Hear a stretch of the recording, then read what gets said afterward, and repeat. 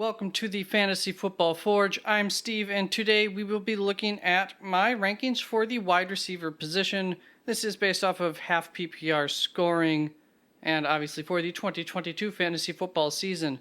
There is a link to the website which has all of the rankings if you just want to check those out and that link is down in the description. You can also check out previous videos on different positions. I will warn you, the running back video, I'm not going to say it's out of date already, but I did make a few major changes just based on, I guess, positions that I held that I no longer have the evidence, or I guess based on evidence from the preseason, that I have to at least pull back on some of my opinions. And then, of course, there are others that I wasn't as strong on, like Brian Robinson, which all of a sudden looked to be coming true. And, of course, that's one that, like I said, I didn't push too strongly in my projections, but I had given some of the work to Brian Robinson, thinking that they were going to lighten the load for Antonio Gibson. So, whatever the case, one moment here.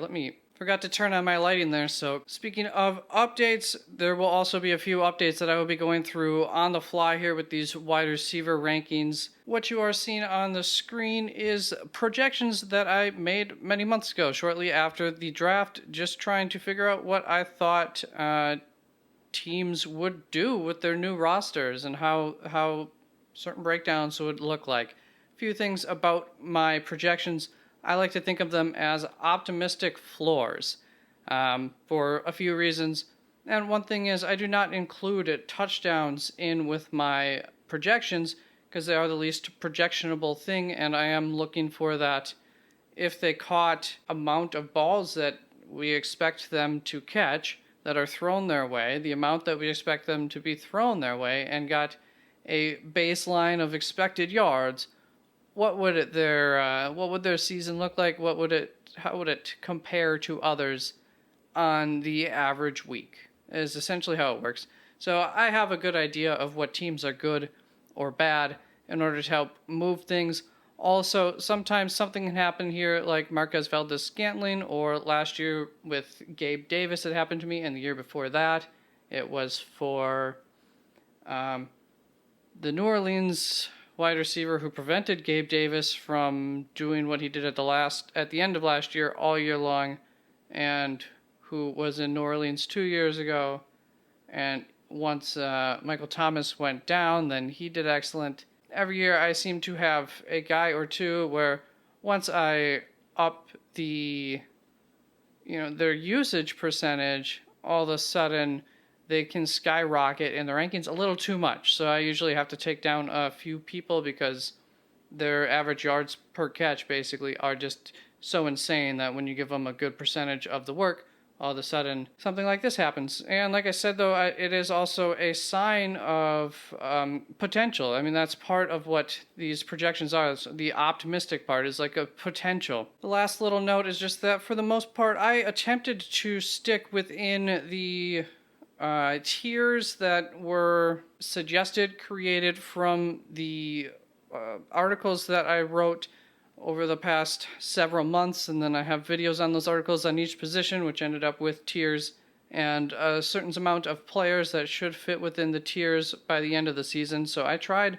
sticking within those tiers, but especially as I start to move players around a little bit more, those numbers will get jumbled a little bit just based on comfort levels with players and where those cutoffs are.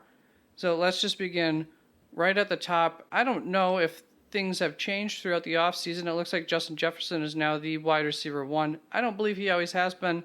Wish I could have been the front runner for getting him there because he's been there for me all offseason. And then in tier 2, we're still going to just stick with the projections here. Cooper Kupp, Stephon Diggs, can't really argue with that. I would understand the concern for Diggs, but when you're in one of the best offenses in the league, having a year like he did 2 years ago would not be a surprise. So it just really comes down to the touchdowns, I think, for him more than anything. After that, we know that we're not going to trust Marquez Valdes-Scantling that much.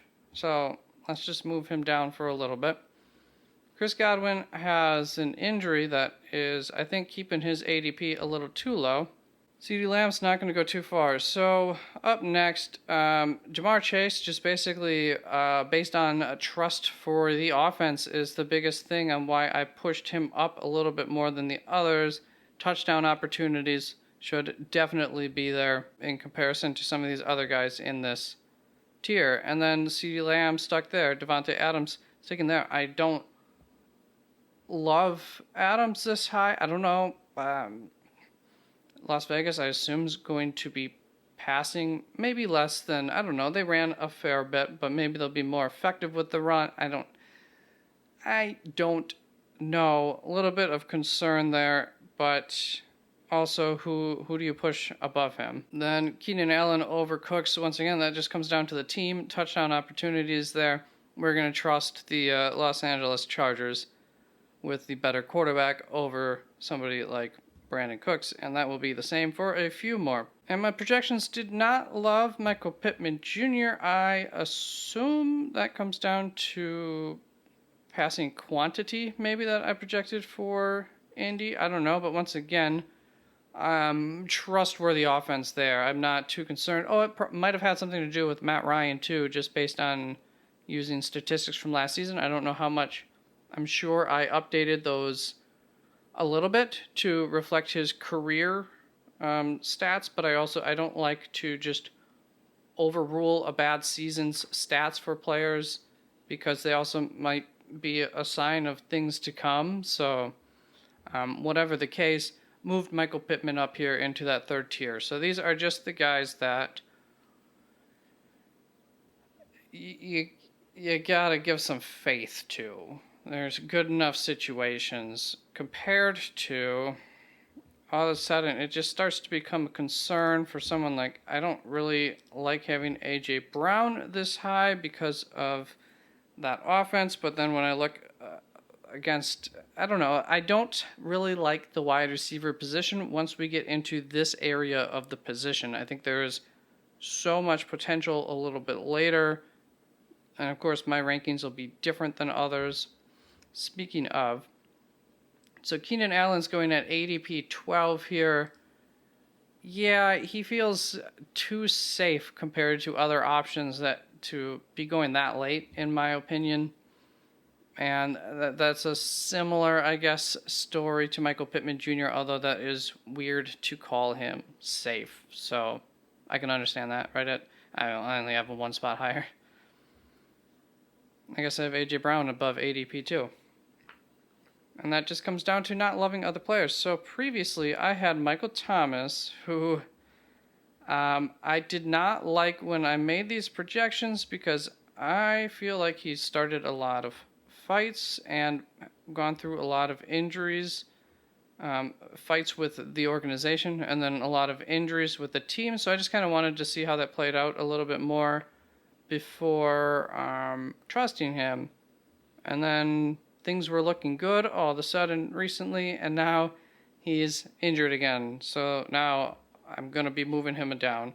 So let me just make this fourth tier quick, and then we'll get to it. So here is my fourth tier prior to a few updates. A.J. Brown, Mike Thomas, Tyler Lockett, Brandon Cooks, DJ Moore, Chris Godwin, Mike Evans, T. Higgins, Deontay Johnson, Terry McLaurin. Now what we're going to do first is we're going to say, yeah, we're concerned again with you, Mike Thomas. I would rather take the chance on the upside based on what we know about the injury as of recording this on Tuesday, August 23rd, question mark.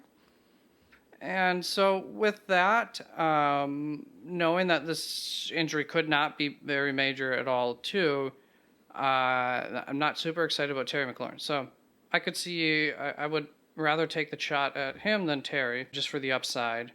And then Chris Godwin, it's not bad news on the injury front, but it's not good news either. So we'll throw some caution into the wind. I think he is expected to be coming back by like week 1, but could always be off for a week or 3. How far down though?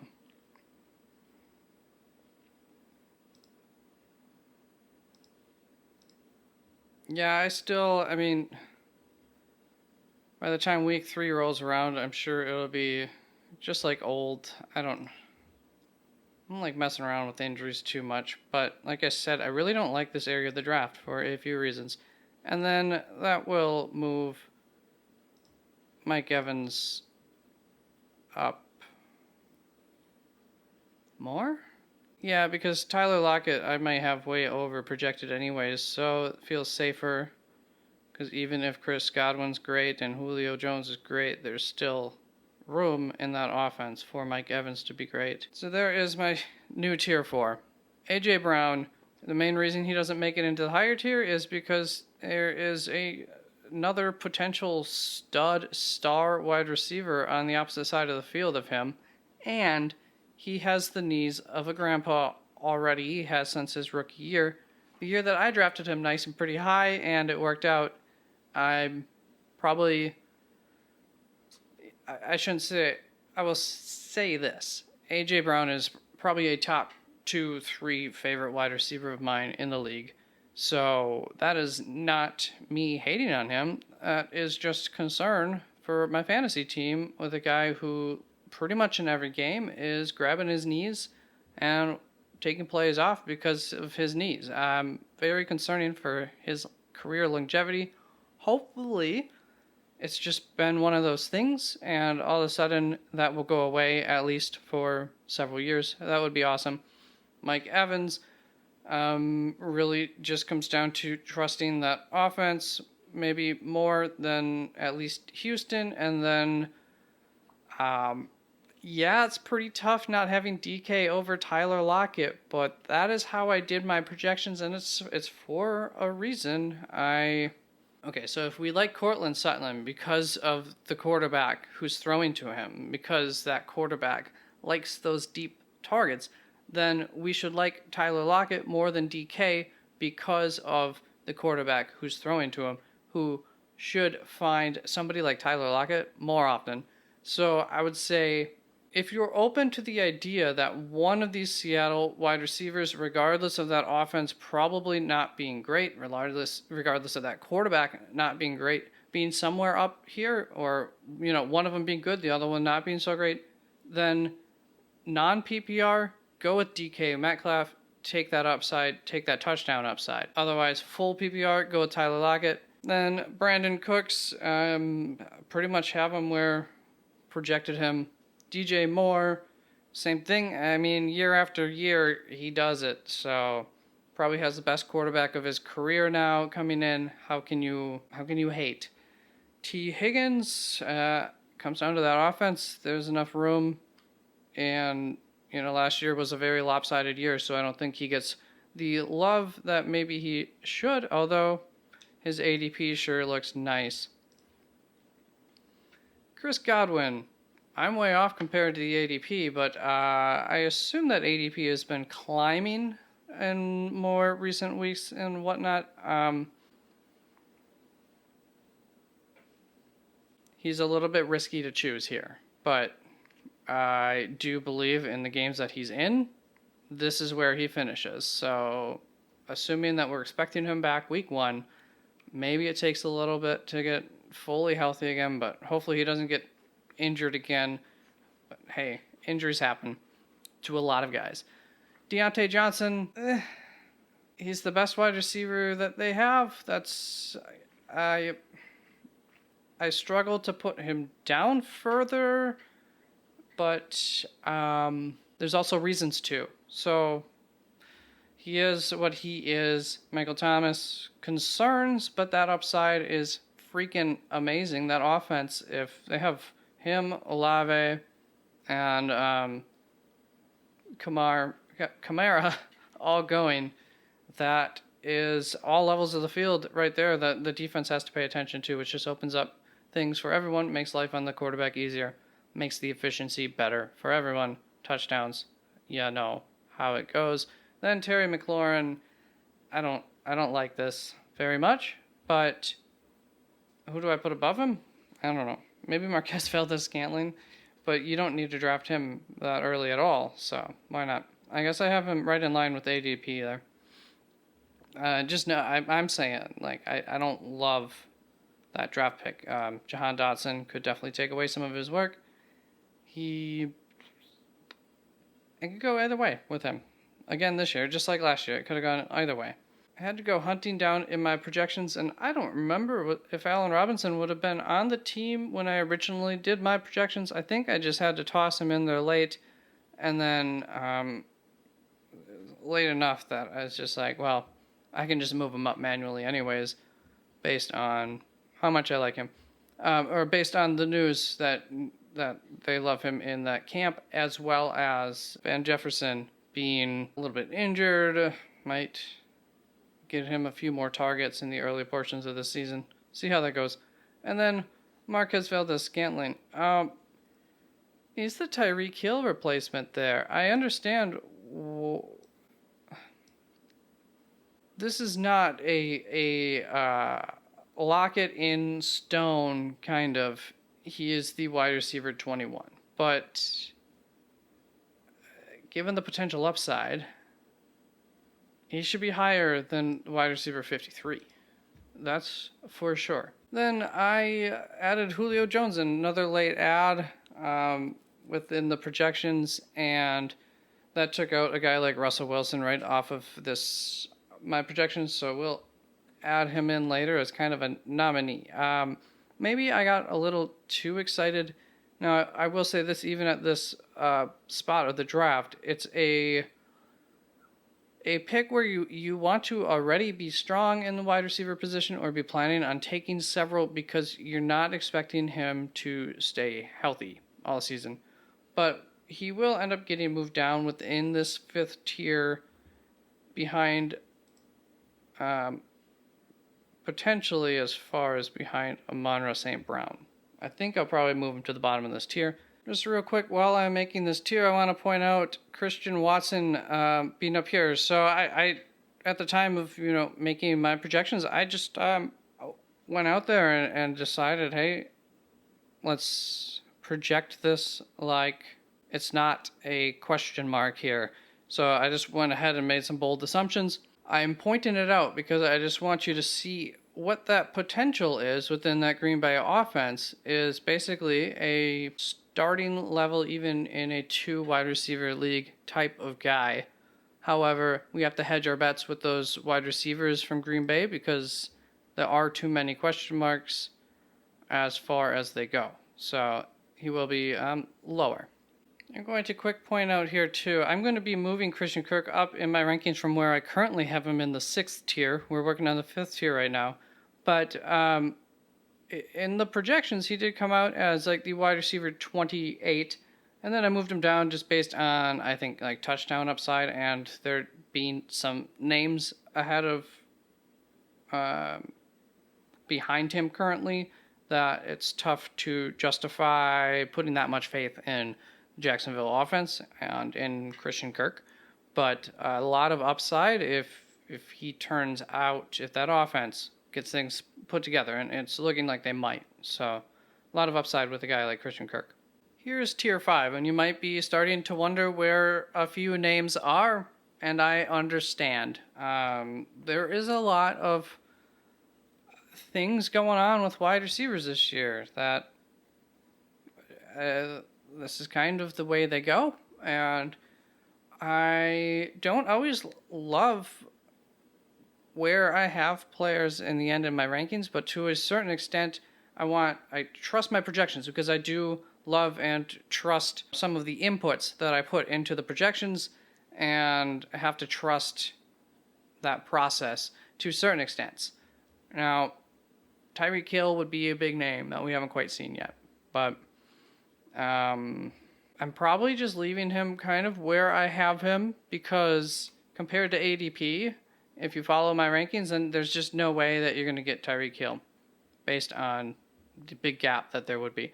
So here is tier 6. Allen Robinson looking good in that spot. There with the Rams, Super Bowl contenders, all the upside in the world there. Marquez Valdes-Scantling, a similar story. Jerry Jeudy, similar story. I believe I will be moving Courtland Sutton up a little bit, so I will move Jerry Jeudy down a little bit. Probably has less upside than Drake London. Does he? He probably has similar upside to a Juju Smith-Schuster as a guy getting quite a few targets underneath. So we'll go with that. So Allen Robinson, Marquise Valdes-Scantling, Gabriel Davis. Loved him last year. Drafted him last year. And I'm actually a little bit behind ADP on him this year because of Marquez Valdes-Scantling. So then Juju Smith-Schuster, basically I moved Marquez Valdes-Scantling back, and part of that is just the news about the connection between Juju and Patrick Mahomes that came out of camp. So I never would have left Marquez that high up in the rankings, but that production's got to go somewhere. So moved Juju up a little bit, and I had him probably a little too far down in my rankings. Maybe he's a little high now, but whatever the case. Jerry Jeudy, Drake London. Definitely have him higher than ADP here. Just trusting my projections on that one more than anything. Followed by Devontae Smith, Darnell Mooney, Marquise Brown. What's his injury? Back to 100%. All right, we'll trust him. Marquise Brown, Jaylen Waddle. Mostly just have him. I hate this. I drafted him last year too, pretty highly. Worked out for me really well there, but I think wide receiver 15 is too high. I just don't think that ceiling with Tyree Kill being there is quite there for that team. Love the offense that they're bringing in there as far as it being better and better for the quarterback. A younger quarterback who's getting his legs under him, has all the potential in the world, highly drafted. It's not proven. So still just enough concerns. I do think it's going to work out just fine. And this is no slight to Jaylen Waddle. You know what? If y'all are going to draft like this, I at least want a shot at Waddle. Okay, this is purely a giving myself a shot at drafting a guy that I like. So I don't have him projected to be necessarily better than all of these guys, but definitely wouldn't mind him on my team.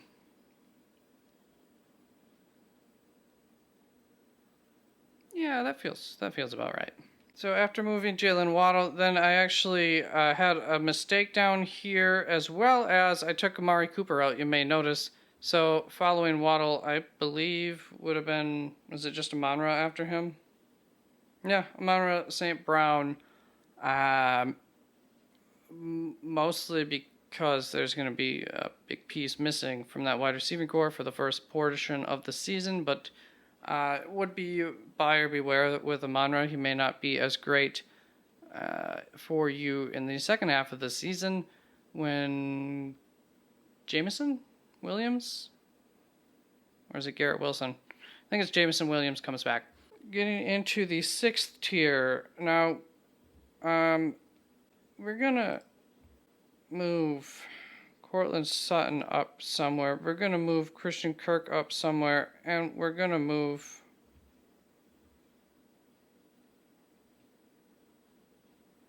Brandon Ayuk up a lot more. I don't know where he's getting that. I guess I didn't give Debo ground yardage, so that's part of the reason he can be. I'm not going to lower him. I almost want to put Pittman above Debo down there. I don't know which one I would do when drafting. We'll see when I do my mock drafts.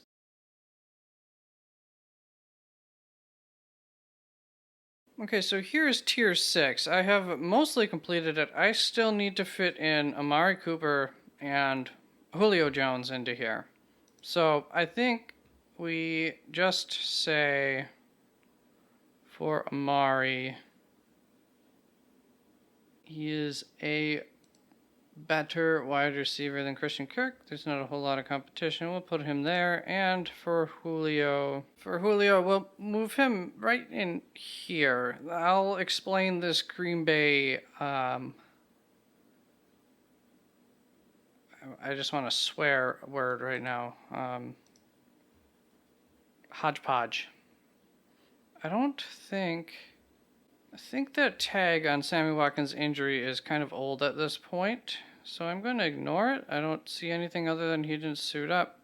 He had a little tweak earlier on in training camp, and I think they just said that they're going to be keeping him out for the rest of the preseason after that, but that it wasn't a big deal. And so they probably just haven't released any news to take him off of that injury concern, but I don't think that was anything too concerning. I think he's been practicing just fine. Looking at Tier 6, moved Courtland Sutton up just 2 spots ahead of DK Hunter Renfrow, basically accounting for a little bit of that work that I need from moving Jerry Jeudy down a little bit. I do understand the argument for Russell Wilson with Courtland Sutton. Not something I had thought of when I created the rankings initially. However, I did account for that to some extent, just comparing them to like Tyler Lockett as Jerry Jeudy and Courtland Sutton as DK Metcalf. So it really just, I think, comes down to the touchdowns. So what I would say here is for Courtland Sutton versus Jerry Jeudy, if you're in a full PPR league, Jerry Jeudy, if you're in standard scoring, Courtland Sutton's your guy. Similar, I guess, advice that I gave to DK Metcalf. And then Hunter Renfrow's here. Derek Carr loves him for a good reason. He's a freaking awesome wide receiver and does some insane things that not a lot of wide receivers can do. It's just as far as his athleticism and agility and quickness. And I think his route running prowess will I would assume, only benefit from having Devontae Adams there. So struggle arguing with any of my projections on that one. Seems to be pretty in line with ADP. Tyree Kill, I think I just decided not to move him because I'm not going to get him, obviously, regardless of how high I move him up. I'm not going to be moving him up enough. My projections didn't like him that much. And I guess the only argument that I could have to try to move him up that much would be touchdown upside. And how can I argue that for Miami? It's tough to argue that for Miami without any proof yet of that offense. But like I said, optimistic for it, definitely. I'm sure I will regret this some weeks, but we'll see how the season ends. Then Amari Cooper, couldn't put him above Tyree Kill, so moved him down here. Christian Kirk, I think I caught that on camera. And then we get down to the hodgepodge. So Christian Watson, Sammy Watkins, Allen Lazard, as basically the order in which my projections came out for them, although not the 3 spots that I had for them. I, since day one, have assumed that Sammy Watkins would be our wide receiver 1. Now, Allen Lazard came into camp looking better than he ever has athletically, which is huge for him because that is the one area that's held him back. Now, I've probably been the biggest Allen Lazard fan that there is up until last year. Nothing that he did wrong last year. I just came to terms with who Allen Lazard is. I don't think he is a true wide receiver 1. So if he is put in that position, I don't think he can hold up to that kind of pressure. But if any of the other wide receivers can step up, then he should be able to do what he does. Well, he should be fantasy relevant to some extent. I just wonder if that'll be for the entirety of the season. The thing that should keep him on the field compared to like a Randall Cobb is he gets in there, he blocks on runs, does a lot of those things well, but so does Christian Watson. So big drawback for Christian Watson is he hasn't had a whole lot of time. He got injured kind of at the beginning of training camp, and I think they're babying him a little bit, which might be a good sign as far as the kind of trust that they have from him from some of the earlier off-season work. Maybe they're not babying him. So yeah, Christian Watson. The thing is, I at this point in the draft, whoever is your wide receiver 1 for the Green Bay Packers is probably worth taking, is my point. And then filter in the other two in the following tiers. Now, there are two others that we need to think about. Romeo Dobbs, sweetheart, I think, in at least if you're deep into the fantasy world. I don't see him getting on the field enough. I think Christian Watson will, and Sammy Watkins, at least up until Sammy Watkins is injured, then Romeo should be able to get on the field. So maybe pick up Romeo Dobbs like week 4 after somebody who drafted him dropped him after the first 2 weeks because he only got one catch for probably like 50 yards in one game, and then one catch for nothing in a second game, -2 yards or something. I don't know. Whatever. Christian Watson, I think, has the most upside. Sammy Watkins, I think, is the true number one there as it stands right now. But injury concern, I don't think he's had a healthy year in his entire season, and he already did tweak himself a little bit in the offseason. So, risky draft pick. But I think there will be weeks where, he'll be a top wide receiver while he's healthy. Sure did well last year. And then Allen Lazard is just my third one there. Solid guy, love him. Don't really like the upside. And the other wide receiver would be Randall Cobb.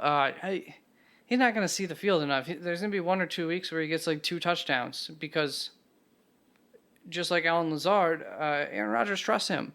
They do everything right. Aaron Rodgers loves that. He's going to get them the ball when they're on the field, but especially in the case of Randall Cobb, there are going to be other guys that they need to get on the field, and yeah, not going to be enough work for Randall Cobb. Sorry. Then we go to, by the way, Randall Cobb's an awesome guy, and the entire city of Green Bay absolutely adores him. Then we get into Julio Jones. Moved him down. I think, just like those Green Bay wide receivers, basically, this is an opportunity in the draft spot to get somebody who could way outperform this. Mike Williams, I have him way under ranked compared to other drafters. I don't understand how he's the wide receiver 16. I kind of can, but it's weird. I was one of the Mike Williams proponents in the past, and now here I am on the other side of that coin. Garrett Wilson, just going by the projections, really, trust and put in him here. Expect him to be the number 1 wide receiver for the New York Jets. Number 1 wide receivers get a certain amount of work, no matter who the frickin' quarterback is. Then, and there's really only 1 or 2 teams a year that don't produce, like, a guy. There's really one. I don't even know if there's that many that don't produce a fantasy relevant guy. And there's always something there. Then Robert Woods. I thought he would be much higher, but since he isn't, I think I just decided to leave him when I redid some of these rankings, or updated from my projections into rankings. And then Brandon Ayuk had some good news, so I moved him up a bunch. I think I said that on camera. So might end up moving him up a little bit more or giving him a highlight on my draft chart on draft day based on that ADP there of currently being higher than where he is. I don't know. Might just trust my projections on that too and say he's not worth reaching for. Then tier 7 begins with Elijah Moore, and I will do all of these and be right back. Okay, so here is tier 7. Now, I have some changes to make in here as we go, but I just realized that I actually projected Jarvis Landry behind Chris Olave, and, that's including whatever the case. I don't have Chris Olave a whole heck of a lot far behind Jarvis, 5 spots, but I am actually going to bring him up right next to Jarvis because, at the top of the next tier, maybe. Yeah, we'll move him up to the top of the next tier. So, tier 7 then. Elijah Moore, don't forget about him. Loved him coming out of college. Shame he got injured early, but in the little time that he had, he showed some stuff. Same was all over Rashad Bateman. Now, both of these guys I have behind ADP. I guess I can understand why, but that's how my projections work out, so I'm trusting them. Same with Adam Thielen. it's just a certain amount of limited upside for these guys, including DJ Shark. Now, what do we want here? Do we want upside or do we want floor? I'll stick to the projections. I'll stick to how I had this. So, DJ Shark, I guess don't forget about him. Not confident with him. Somebody I'll definitely let slide past like where I have him in my rankings, but depending on, so if I have a strong running back core and whatnot, and I'm just looking for my wide receivers to maintain my team, a bottom line for my team, then I like DJ Shark as a somewhat safe option. That feels ugly. It feels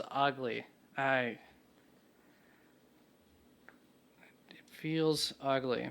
So let's get to some of the guys who feel better. Another guy who doesn't feel great, but man, oh man, I think this ADP 78 for Marvin Jones is way underestimating that potential, especially if we're going to trust that offense to some extent. So I will keep that there.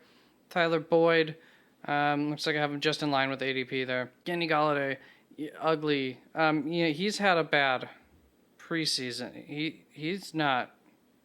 I like that potential for him down here. Devontae Parker should be, it's just a matter of targets, really. Non-PPR like him more, just in general for those New England wide receivers, like them more for non-PPR compared to PPR. And we're going to just give, we're going to wait another week on George Pickens. We want to see him on the field one more time. And one of those should be above Jahan Dotson. And Jahan Dotson is a value. It looks like I have him just at ADP. But definitely somebody where if I'm looking at Marvin Jones or more so like DJ Shark and Jahan, I'm probably just going to shoot for that upside and say screw it. And then the same with kind of all these guys. So Treylon Burks, I have him behind ADP. I guess going with the projections on that, I actually like Treylon quite a bit. Deandre Hopkins, this is the point. I accounted for the amount of games that he would see on the field. Same with for Christian Kirk, etc. Not Christian Kirk there anymore. Same with all of the other guys, Marquise Brown, etc. I went through a fair amount of work to kind of figure those out closer as far as my projections go. And this is where it says that the points came in. So I'm not going to argue with that. If you have the ability to, he's obviously going to help your team. I just don't think that I want to be taking him over the Tyree Kills of my roster, of the Amari Coopers, the Christian Kirk, one of the Green Bay wide receivers. I want a guy who can help me all season long, if possible, that early at that point in the draft. So I just like this spot. Pretty much happens every year with the Michael Thomases of last season. I'm not willing to sit on a guy for that long. 4 weeks or less, I can almost start to just ignore it, but even 4 weeks, I can't quite ignore it. And Jarvis Landry, like him in this spot quite a bit. I guess that's just my cutoff. I would be down to take DeAndre over him. Chris Olave, high upside. Going to keep him out of that tier just a little bit because we don't really know enough about that Michael Thomas injury yet to put up the red alarms. And in which case, I think Olave is still kind of the odd man out, but we'll have some great games. This is another actual situation here for Jarvis and Chris. Non-PPR or standard, I'd say go with Chris Olave. Full PPR, go with Jarvis Landry. And I do believe Jarvis Landry is part of the reason why Kamara was a little bit lower in my rankings. Just have him eating into some of those quick targets in that area of the field. Kenny Kenny Galladay, we just moved down, so let's finish up tier 8 quick. Okay, let me come down here and just show you something quick. Well, I grabbed James Porsche and bring him up.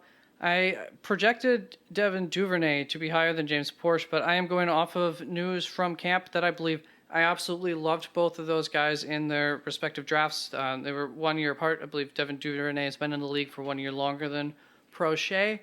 Both similar-ish guys to some extent, but James Prochet has been the guy that's been getting the good news out of the two. So he should be drafted up above Duvernay. I don't know what's up with this other than just Duvernay's a known name.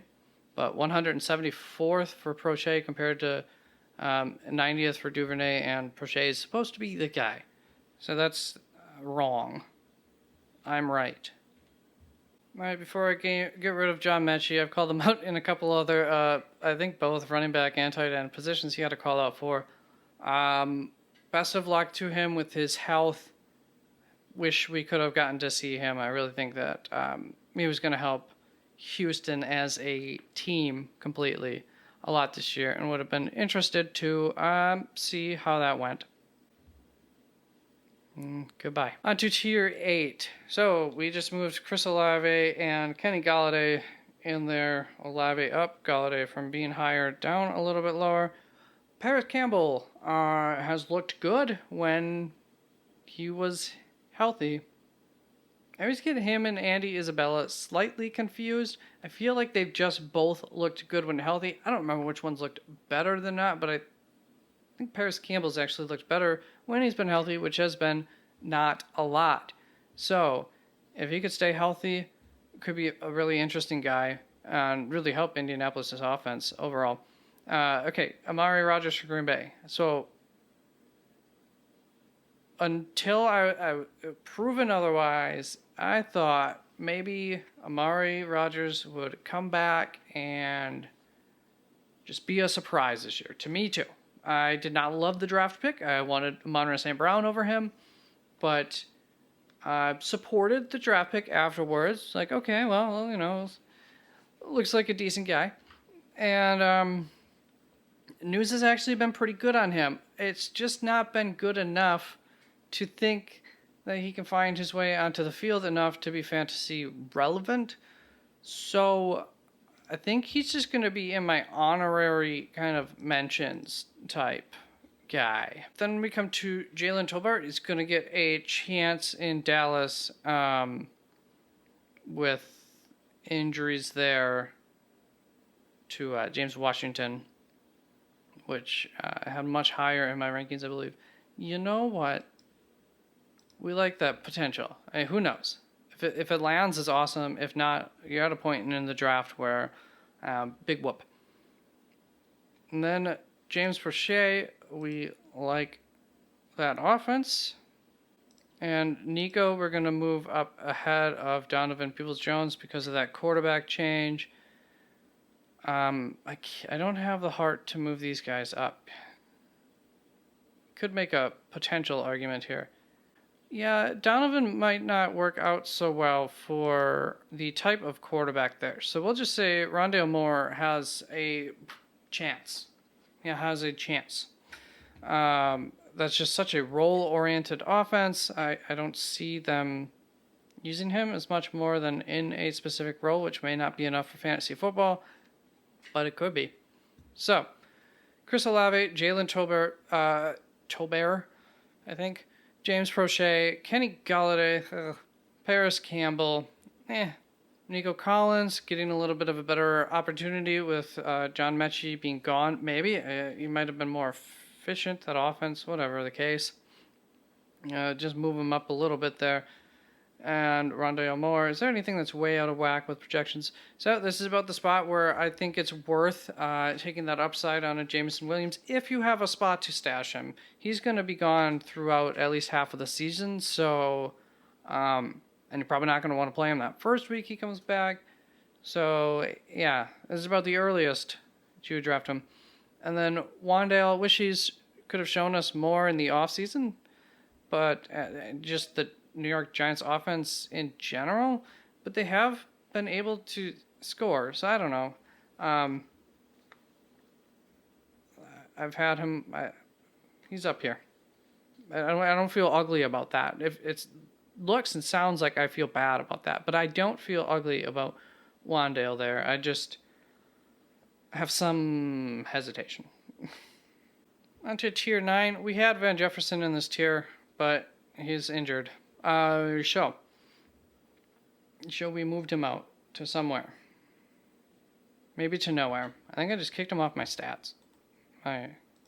No, we're going to bring Van Jefferson back in here because we'll just have him swap with Sterling Shepard. That injury doesn't look like it's going to last as long as I had thought. So, okay, AJ Green, I don't really want to draft him. This is kind of where the projections put his points at. If you, once again, he's the kind of guy, if you need 5 catches for 50 yards, we'll just say, and a touchdown here and there, because it's in a good offense, touchdown opportunities will be there. Here's your guy. If you want a high floor, no ceiling wide receiver, AJ Green's there. But no ceiling. Still something worth, it just depends on roster build. And Mecole Hardman, it depends. I have him getting on the field more than Skye Moore. That is the current expectation. That was my expectation previously. Did not love Skye Moore in the draft process. I didn't love him for what the pre-draft rankings were, how much he was loved. So compared to other guys that would have been available behind him in the, according to the, what am I trying to think of? Like the big boards for draft season kind of things. I didn't like him as much as analysts, I guess. Brian Edwards with Atlanta. I don't understand this ADP. If we think Atlanta's offense is going to be good enough that Kyle Pitts is the 4th tight end, then there's going to be enough opportunities for the number 2 wide receiver to be an AJ Green type of guy. At least that's 60 spots right there. I don't know. That seems insanely low to me. I understand not liking him here.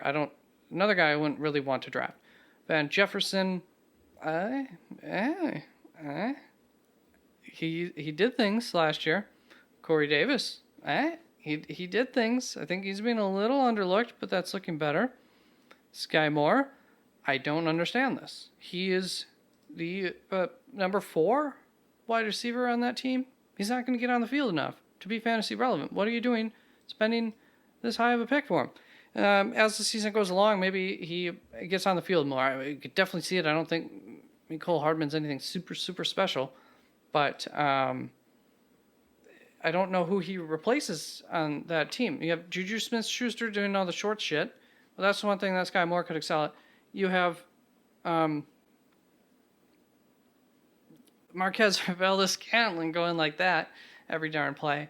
Well, that's the other thing. Skye Moore, he's not Mecole Hardman is the one guy that's kind of has a role in that offense actually and just isn't a better wide receiver. So I think Skye Moore has to come in and replace Juju or Marquez Valdes-Scantling. And I don't think he's replacing either of those two this year. So I would not draft him that high. I'd take him right here happily. And Byron Pringle, the guy who is no longer in Kansas City. Really, really loved him. Helped me win some money in daily fantasy football towards the end of last season. I don't love him as much in Chicago as when he had a better quarterback, so that's sad to see. Let's move on to the next tier. We removed Sterling Shepard from that tier because he's not with the team hardly so far. Okay, I'm up to this part of tier 10, and so far I've just been going chalk. So same with Josh Palmer, same with Duvernay, same with Henny Hamler, same with Equinemius St. Brown, and Tony, David Bell. Looks like I just pretty much wrote these guys. Rashard Higgins, KJ Osborne, and I moved Terrace Marshall up ahead of Nick Westbrook-Ikhine, which was where I cut things off. And here was where I made my cutoff with Terrace Marshall for draft relevant. Now, I wouldn't completely ignore at least these top 3 names. Nick Westbrook could definitely do some things there if Tennessee passed more. I just don't find that to be a relevant, a trustworthy enough spot on that team. Kelvin Austin probably is not going to be able to find the field. If he could, I think he's a pretty talented, exciting receiver. Curtis Samuel's, is he not going to be injured for once? Because that would be awesome. He could be a big-time surprise. I drafted him in the past, like him a lot, just never healthy. And we're going to bring in a few guys. So Isaiah McKenzie, I am so happy that he beat out Jamison Crowder, but last year I had Gabriel Davis beating out whoever that was that I couldn't think of his name earlier, either from New Orleans, from San Fran, or New York previously, whatever the case. Veteran wide receiver they brought in, for some reason, just didn't want to put Gabe Davis on the field until late season when they finally did. I actually drafted Gabe Davis with like my last pick in my draft because I thought high upside. So that's the same idea with McKenzie. High upside. I was just worried that the same thing was going to happen to him that happened to Gabe Davis last season.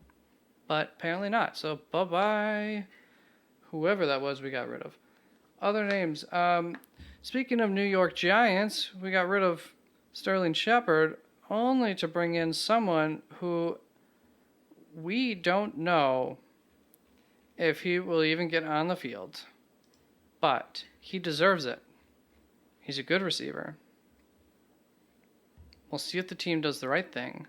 So he's just on our alert list here at the end of this tier. Don't forget Colin Johnson. And that was the only other one. Reminder about Romeo Dobbs, definitely draftable. Russell Gage. I'm not putting him in any kind of order here. Cedric Wilson. Here is the reason why I have the other 2 wide receivers in Miami a little bit lower than where they are in ADPs normally. And maybe I'm going to actually... So, Cedric's a pretty darn good wide receiver. They have weapons in Miami. Weapons. That ball needs to get spread around a little bit. It's for the good of the offense, if it does. So, yeah, he caps some of that upside, and I just imagine that offense running through no one in particular. So, yeah.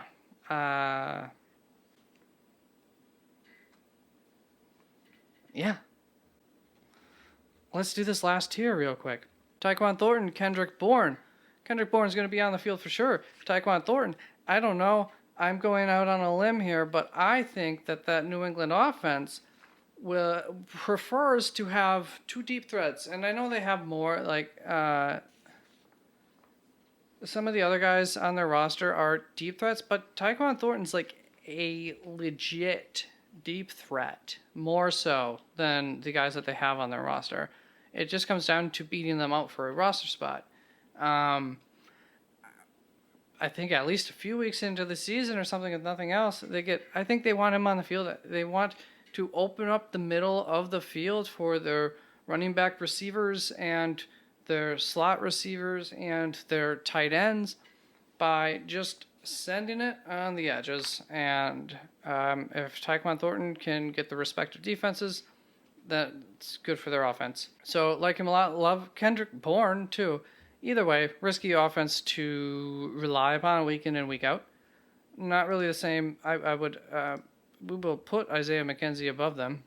Maybe. We'll put him behind the wide receiver 2 of Chicago. Yeah. Skye Moore is still just an upside. I could be wrong. Yeah. Third wide receiver KC ain't too bad to have. Potentially. Robbie, I like these guys. Sterling Shepard's out of here. Zay Jones I don't love. Okay, split tier 10 into two. So essentially, I put some of the names I just have less faith in into this 11th tier. I don't care what order you want to throw these in. So Rashard Higgins, I think that's a cool opportunity in Carolina. Unfortunately, they already have a guy who's been there for a while who kind of does what he could bring to that offense. But I do think him or Terrence Marshall, or there might even be a third Carolina wide receiver that I like too. They brought in a few names that are exciting enough, could bring something to that offense that might be like bye week usable. Equanimous St. Brown, kind of a similar thing, except I think he'll be on the field more than in Carolina's offense, gets a third guy out there. And we spoke on these guys.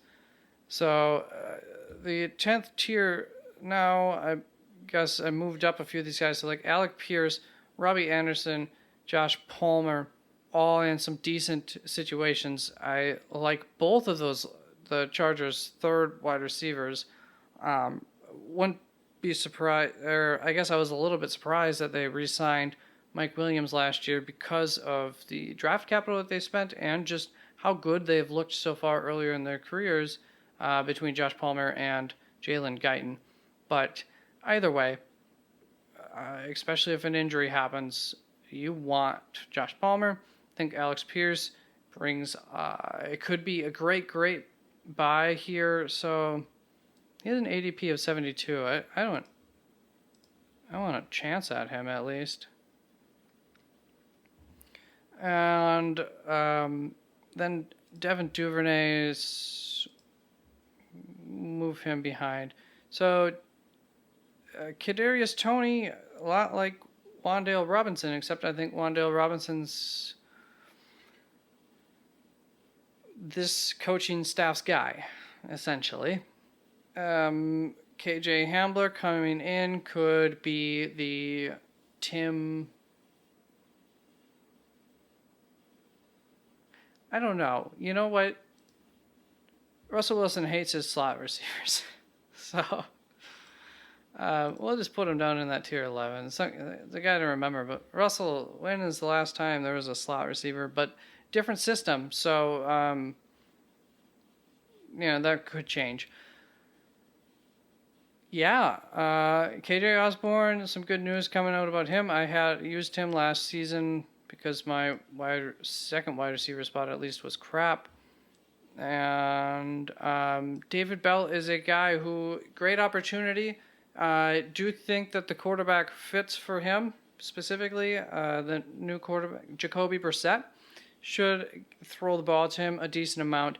Don't love David Bell, the draft prospect, for how highly some people liked him. But he's in a good position. So wouldn't be surprised if he's fantasy relevant to this extent. And that's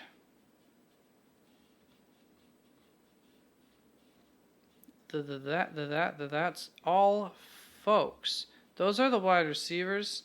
Up next will be the DST's kickers, much quicker video, and almost time to start drafting. Although I do want to bring up Devin Duvernay, some concern with him. So Isaiah Likely, you probably know the name now. Finally, you know the name. Well, I don't really like tight ends coming in as rookies. I like them. I just don't like them for fantasy, their rookie season. But if they're they might want to get him on the field more, like a wide receiver type role. So, I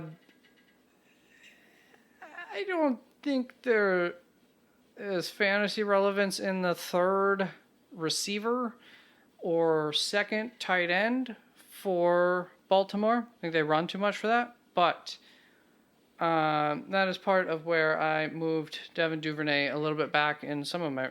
I think I moved him back, right? Yeah, moved him back a few spots because of Isaiah Likely making some cases to get himself on the field. Love the dude. Dude's a dude. Good tight end. Coming down the road here. coming down the ropes in Baltimore. Charlie Kolar is legit too. They have tight ends there. Goodbye. I love you. Thank you. This is going to be fun to edit. Really long.